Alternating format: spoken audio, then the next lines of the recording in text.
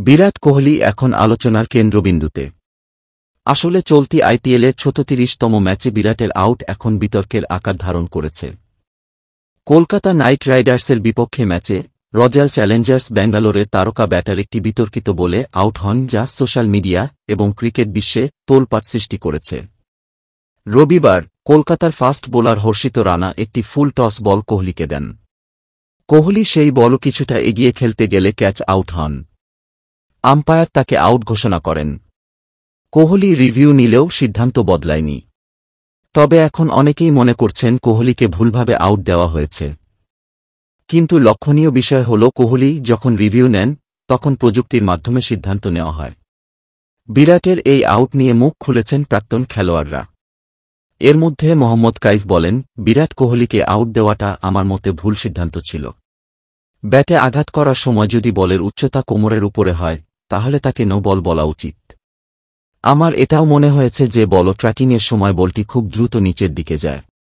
এই সিদ্ধান্তটা মেনে নিতে পারছি না। একই রকম সুর শোনা গিয়েছে নভজ্যোৎ সিং সিধুর গলায়।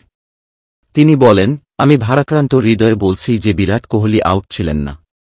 বল যখন ব্যাটে লেগেছিল তখন তা কোমর থেকে ১.৫ ফুট উপরে ছিল।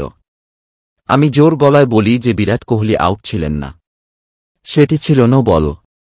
আমাদের সময়ে যদি কোনো বোলার ভুল করেও বিমার বল করতে, তাহলে তিনি ২ হাত তুলে ক্ষমা চাইতেন। তবে এই সিদ্ধান্তের পর এমনও হতে পারে যে আগামী দিন কোনো ব্যাটার এগিয়ে এসে খেললে তার মাথায় বল লেগে যেতে পারে। ইরফান পাঠান একটি ভিডিও তৈরি করে এই বিষয়ে তার অবস্থান তুলে ধরেন। ইরফান জানান, আইপিএল শুরুর আগেই বিসিসিআই সমস্ত ক্রিকেটারের কোমরের উচ্চতা নিয়েছিল যাতে নো বলের সিদ্ধান্ত আরও সহজে নেওয়া যায়। ইরফান বলেন, একটু সামনে দাঁড়িয়েছিলেন বিরাট কোহলি। বলটি ছিল ফুল টস।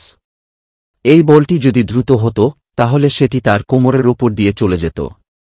কিন্তু বল ছিল ধীরগতির, নিচে নামছিল।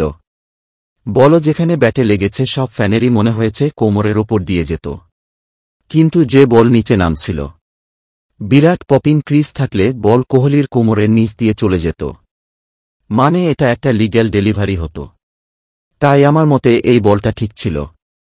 দর্শক, এখন এই পর্যন্ত।